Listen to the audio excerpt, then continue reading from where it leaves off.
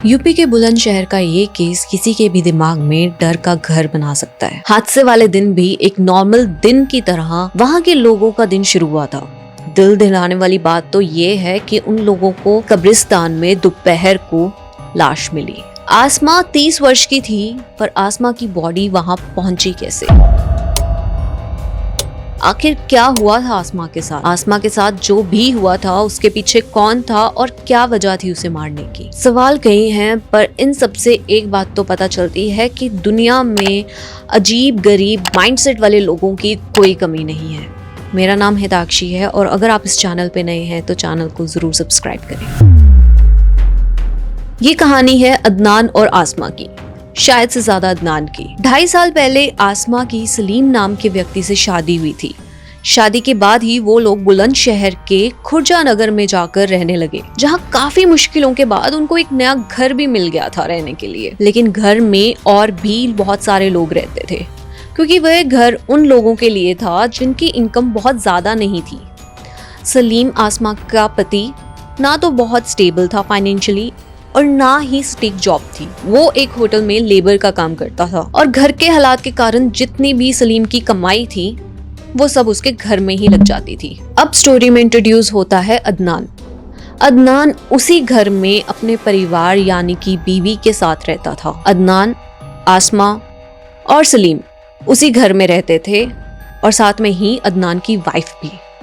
वैसे तो इससे इतना समझ आ जाता है कि दोनों अदनान और सलीम बहुत ज्यादा फाइनेंशियली स्ट्रांग नहीं थे, बट अदनान की पर्सनैलिटी कुछ खटकने वाली थी, कुछ अजीब थी, कुछ अतरंगी थी। उसे मूवीज देखने का बहुत ज्यादा शौक था, बॉलीवुड मूवीज। बट अजीब बात तो ये थी कि अपने आप को वो उस मूवी का मेन कैरेक्टर समझने लग जाता था। जो भी उसकी फेवरेट मूवी होती थी वो उसी कैरेक्टर की तरह अपने आप को समझने लग जाता, बिहेव करने लग जाता, इनफैक्ट अपने आप को उस सिनेरियो में लिव करता था, यानी कि उसी सिनेरियो में जीने लगता था। वो अपनी जिंदगी में खुद को एक हीरो की तरह देखता था और वैसे ही जी रहा था जैसे वो एक हीरो हो। वो अपनी जिंदगी में खुद को भी एक हीरो की तरह देखता था और वैसे ही जिंदगी जी रहा था जैसे वो एक हीरो हो, और पूरी जिंदगी एक फिल्म की स्क्रिप्ट।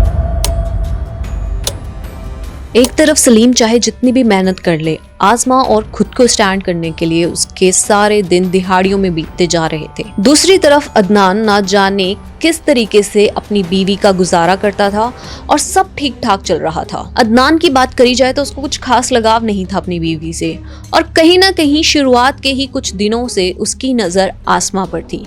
आसमा उसको काफी अच्छी लगने लगी थी। इनफैक्ट जब वो वहां पर आई थी तभी से उसकी नजर उस पर पड़ चुकी थी, और क्योंकि उसको अपनी बीवी में कोई खास दिलचस्पी नहीं थी तो उसके लिए ये इतनी बड़ी बात नहीं थी कि वो आसमा को अप्रोच करता। पर हैरानी वाली बात तो ये थी कि अदनान जैसे आसमा के क्लोज होने की कोशिश कर रहा था, आसमा को भी अदनान पसंद आने लग गया था। सलीम जहाँ 2 टाइम की रोटी कमाने के लिए दिन रात मेहनत कर रहा था, आसमा ने उसके बारे में एक बार भी ना सोचा और अदनान के करीब होने लगी।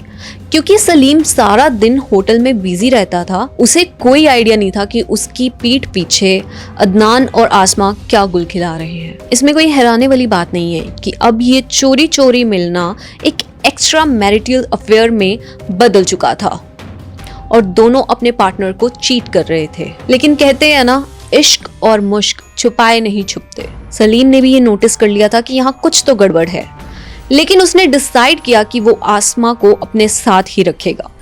सलीम ने पूरी कोशिश करी कि बिना अपनी शादी को तोड़े वो इन दोनों को अलग कर दे। इन्हीं सब के चलते उसने अपना घर भी शहर के एक दूसरे कोने में ले लिया था। अब सलीम को लग रहा था कि वो उन दोनों को अलग रखकर इस उलझी हुई सिचुएशन को सॉल्व कर देगा, पर उसे नहीं पता था कि वो कितना गलत है। जहाँ पे सलीम की जिंदगी अब और भी उलझनों भरी हो गई थी, एक तरफ उसके फाइनेंशियल क्रक्स, दूसरी तरफ उसकी बीवी उसको धोखा दे रही है, वहाँ पे ही अदनान के लिए ये एक स्क्रिप्ट का ट्विस्ट था और एक एक्साइटमेंट भरा चैलेंज था जिसमें उसे उसके प्यार से दूर किया गया है और अब उसे किसी फिल्मी तरीके से अपने प्यार से मिलना है। उसके लिए एक चैलेंज ही था ये, इनफ ऑफ द चैलेंज कि उसे एक नया तरीका भी ढूंढ लिया था आसमा को मिलने का। जितना वो दूर हुए थे उतना ही ज्यादा मिलने लग गए थे। वो उसको अब कब्रिस्तान बुलाया करता था खीर खाने। इनफैक्ट ये काफी स्मार्ट डिसीजन था, क्योंकि कब्रिस्तान अक्सर खाली रहता था और वहां उनको कोई डिस्टर्ब करने वाला भी नहीं था। अदनान के लिए ये सब इतना एक्साइटिंग था कि वो आसमा के पीछे पागल होता जा रहा था। अदनान ने आसमा को फोन भी दिलवाया था। फोन दिलवाना कोई बड़ी बात नहीं है, पर यहाँ पर इस बात का ध्यान रखना जरूरी है कि अदनान की फाइनेंशियल कंडीशन कोई बहुत ज्यादा अच्छी नहीं। पहले तो उसने उसको बटन्स वाला फोन दिलाया था, लेकिन जब वहाँ पर उनको वॉइस क्वालिटी यानी कि आवाज अच्छे से नहीं आती थी, तो उसने करीब 10,000 का नया फोन, स्मार्टफोन दिलवाया था आसमा को, जिसमें उसने अपनी सारी जमा पूंजी उसी टाइम पे खर्च दी थी। उसके लिए ये सब इतना फिल्मी था कि उसकी बीवी तो एग्जिस्ट भी नहीं करती थी। उसके लिए कोई गिफ्ट तो छोड़ो, जरूरत का सामान दिलवाना भी उसके लिए कोई जरूरी नहीं था। पर आसमा, जो कि किसी और की बीवी थी और उसके साथ एक नाजायज संबंध में थी, उसके लिए कुछ भी करना अदनान को खुशी देता और एक साइकोलॉजिकल एक्साइटमेंट भी। अदनान आसमा के पीछे इस कदर पागल हो चुका था कि उसे फर्क नहीं पड़ता था अगर उसे पूरी जमा पूंजी भी उस पर लगानी पड़ती। और तो ये फोन एक छोटी सी गिफ्ट, किसी को भी महंगे गिफ्ट्स क्यों नहीं पसंद आएंगे। आसमा को भी सलीम से मिलती हुई अटेंशन, महंगे गिफ्ट्स अच्छे लगते थे। जहाँ सलीम बहुत मेहनत करके भी सिर्फ घर का गुजारा कर पा रहा था, वहाँ पे अदनान आसमा को वो सब दे रहा था जो उसके लिए सपने जैसा था। ये सब अदनान के लिए भी अफोर्ड करना आसान नहीं था, मगर किसी भी तरह उसे अपने इस फिल्मी प्यार के लिए कुछ भी करना था, चाहे वो अपनी पूरी जमा पूंजी खर्च करना हो, अपनी बीवी को धोखा देना हो, या उसको चोरी चोरी मिलना हो। आसमा और अदनान अब एक दूसरे में इतना डूब गए थे कि अपने पार्टनर्स के बारे में सोचते तक नहीं थे। देखा जाए तो किसी का भी एक्स्ट्रा मैरिटल अफेयर में सबसे ज्यादा मेंटली और इमोशनली ड्रेन तो उनके कमिटेड पार्टनर्स होते हैं, जिनके हाथ में कुछ नहीं रहता दुख, दर्द और धोखे के अलावा। और कुछ कैसे क्वेश्चंस रह जाते हैं जो वो खुद से हर टाइम करते रहते हैं कि उनमें ऐसी क्या कमी रह गई जो उनके साथ ही हुआ। मगर किसी को धोखा देकर और दुख देकर आपकी अपनी खुशी भी कितनी देर तक बचेगी। What goes around comes around। आसमा या तो अदनान के इस बॉलीवुड माइंडसेट के बारे में जानती नहीं थी, या फिर जानकर भी अनजान बन रही थी, क्योंकि उसको हर जगह से फायदा ही फायदा हो रहा था उसकी जिंदगी में रहने से। इन्हीं सब के चलते जल्द ही ऐसा टाइम आया जब सलीम की दीवानगी उसके सर पर चढ़ चुकी थी। उसे हर टाइम आसमा से बात करनी देती थी और वो नोटिस करने लग गया था कि आसमा कब कब उसका फ़ोन नहीं उठाती या फिर उसका नंबर बिजी आता। कुछ टाइम नोटिस करने के बाद उसने आसमा को कंप्लेन करना शुरू कर दिया कि मैंने तेरे लिए क्या कुछ नहीं किया और तू मेरा ही फ़ोन नहीं उठाती है। इसके चलते दोनों में लड़ाई झगड़ा शुरू हो गया था। और क्योंकि अदनान का दिमाग तो बस एक सिर्फ मेरे आशिक जैसे चल रहा था, अदनान को लगने लगा कि कहीं आसमा मुझे भी उसी तरह चीट तो नहीं कर रही है जिस तरह से उसने अपने पति को चीट किया था मेरे लिए। इन सब के चलते उसको गुस्सा आने लगा और उसने ठान लिया था कि अब वो आसमा को सबक सिखा के रहेगा। 11 जून 2024 अदनान ने उसे हर बार की तरह कब्रिस्तान में मिलने के लिए बुलाया और आसमा भी बिना सोचे समझे वहां चली गई, क्योंकि उनका यहाँ पे इस स्पॉट पे मिलना बहुत आम बात थी। लेकिन आसमा के वहां जाते ही अदनान ने उससे मिलने की जगह उसका फ़ोन लेकर उस फ़ोन को चेक करने लगा। फ़ोन चेक करते टाइम उसे पता चला कि आसमा उसके और अपने पति सलीम के अलावा काफ़ी लड़कों से बात किया करती थी, जो कि अदनान के लिए बिल्कुल अनजान थे। ये सब देखकर अदनान के पैरों के तले ज़मीन खिसक गई। उसके लिए जैसे एकदम से उसे किसी ने मेन कैरेक्टर से साइड रोल दे दिया हो। उसका दिमाग हिल गया था ये सोचकर ही कि ना जाने उसने कितना कुछ गवा दिया है इस लड़की के लिए जो उसे भी धोखा दे रही थी। अदनान को आसमा कुछ समझा ही पाती उससे पहले ही अदनान ने अपनी जेब से छुरी निकाली और आसमा के गले पर मारकर आसमा का गला काट दिया। कुछ ही देर में आसमा तड़प कर वहीं गिर जाती है और उसकी मौत हो जाती है। अदनान के पॉकेट में मौजूद छुरी ये बात तो क्लियर करती है कि अदनान वहां पर आसमा को मारने ही आया था। अब अदनान कोई सीरियल किलर तो नहीं, बट एक मूवी ऑब्सेस साइको जरूर था। उसे लगता था कि जिस तरह मूवीज में हर चीज में मेन कैरेक्टर को ही फेवर किया जाता है, वो भी इस मर्डर केस से बचकर निकल जाएगा। वो दिन दहाड़े उसकी बॉडी वहीं छोड़कर आराम से वेपन लेके अपने घर के लिए रवाना हो गया। अब एक सवाल ये भी उठता है कि क्या आसमा उस टाइम पे चिल्लाई नहीं होगी जब उसके ऊपर वो चाकू चला? क्या उस टाइम कब्रिस्तान में कोई भी मौजूद था जिसने ये सब होते हुए देखा? आसमा की बॉडी काफी टाइम वहां पे ऐसी पड़ी रही, जिसका पता उसके बाद चला जब कुछ लोग कब्रिस्तान में दोपहर के समय गए।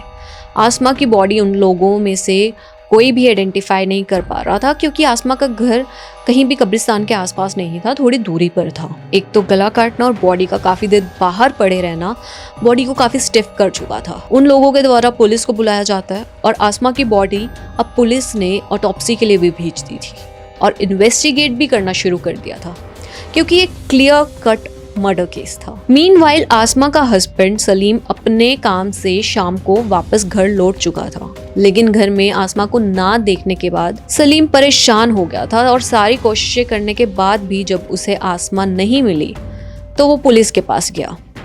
वैसे तो सोचने वाली बात यह है कि आसमा ने उसके साथ जो बेवफाई की उसके बाद भी सलीम उसकी फिक्र करता था और उसे पता था कि वो शाम को वहीं पे घर पे मिलेगी। उसने एक बार भी नहीं सोचा कि वो किसी के साथ भाग गई होगी, बल्कि उसकी चिंता के चलते वो पुलिस तक गया उसको ढूंढने के लिए रिपोर्ट लिखवाने। उसने पुलिस को बताया कि उसकी वाइफ सुबह से घर नहीं आई है, तो पुलिस ने सब बात सुन के ये चीज़ तो समझ ली थी कि कब्रिस्तान में जो बॉडी मिली वो और किसी की नहीं बल्कि सलीम की वाइफ आसमा की है। सलीम की इंटेरोगेशन करने के बाद ये क्लियर था कि मर्डर किसी और ने नहीं बल्कि अदनान ने ही किया है। अदनान के घर उसी टाइम पे पुलिस जाती है, उनको अदनान के साथ साथ वो मर्डर वेपन भी मिल जाता है जिससे गला काट कर आसमा की मौत की गई थी। अब तक पूरी कहानी से हमें ये तो समझ आ गया है कि अदनान कितना ही फिल्मी है, तो पुलिस भी जब उसको पकड़ने जाती है ना उसके घर पे, तो वो रेजिस्ट नहीं करता और ना ही इनोसेंट प्रूफ करने की एक भी कोशिश। इनफैक्ट उसकी अरेस्ट वाली अगर तुम वीडियो देखोगे तो वो बिल्कुल सेलिब्रिटी फील्स ले रहा है, अपने बाल संवार रहा है, लोगों को वेव कर रहा है, हंस रहा है, स्माइल कर रहा है, वो खुश है। उसकी आंखों में, उसकी शक्ल में, उसके बिहेवियर में कहीं पे भी गिल्टी नहीं है। ये प्रूफ करता है कि वो कितना बड़ा साइको है। शॉकिंग तो ये लगता है कि एक इंसान को मार देना और फिर गिल्ट ना होना, ना ही शर्म आना, उल्टा इस फीलिंग में रहना कि वो एक स्टार है और अब उसे सब कोई फिल्मा रहा है। जब उसको इंटरव्यू भी किया गया ना तो उससे पूछा गया कि क्या वजह थी ये सब करने की, तो वो खुशी से बताता है कि धोखे की सज़ा तो उसके हिसाब से ही दी जाती है और ये भी बताता है कि वो संजय दत्त का कितना बड़ा फैन है। और सिक मेंटालिटी इस हिसाब की कि उसको लगता है इनकाउंटर, मर्डर, सीरियल किलर ये सब नॉर्मल कैजुअल है। वो ये तक बताता है कि वो किसी दोस्त को भी मार दे अगर दोस्त उसे धोखा देगा दोस्ती में। अब इसी ड्यूरेशन में वो रिवील करता है कि वो कितना इंस्पायर्ड है एक बल्लू बलराम के कैरेक्टर से। खलनायक मूवी के इस कैरेक्टर की तरह ही उसने अपने बाल, अपना हुलिया बना रखा था अपने अकॉर्डिंग। खलनायक मूवी काफ़ी लोगों ने देखी होगी इंटरटेनमेंट के पर्पज से। काफ़ी सारी मूवीज़ कुछ गुड कॉज के लिए भी बनती हैं, लेकिन वहीं कुछ कमज़ोर दिमाग वाले लोग उसको ही अपनी ज़िंदगी की सच्चाई मान लेते हैं। जैसे बल्लू कैरेक्टर ने तो मूवी में खुद को ही सेक्रीफाइस कर दिया था अपने प्यार के लिए, लेकिन यहाँ पे इसने अपने ही प्यार को मार दिया। इनफैक्ट शॉकिंग बात तो ये है कि उसने पुलिस तक को धमकी दे डाली। वो अपने आप को इस कदर का मेन कैरेक्टर फील करता है, शायद से खुद को ना जाने कितना बड़ा डॉन समझता है अपने दिमाग में। उसने पुलिस तक को धमकी दे डाली कि अगर उसके घर वालों पर उंगली भी करी तो वो पुलिस वालों के घर बम से उड़ा देगा। ऐसी सिक मेंटालिटी, ऐसा साइकोलाइक बिहेवियर देख के आपको जो भी समझ आ रहा हो मुझे नहीं पता, बट मुझे सिर्फ ये समझ आता है कि आपका दिमाग जब सही नहीं होता तभी आप ऐसी हरकतें कर सकते हो। जब आप एक टाइम पे अपने आप को रियलिटी चेक्स देना ज़रूरी नहीं समझते तभी आप ऐसी सिचुएशन में पहुंचते हो। स्टे सेफ, अपने आसपास वालों को सेफ रखो, खुश रहो and thank you for watching.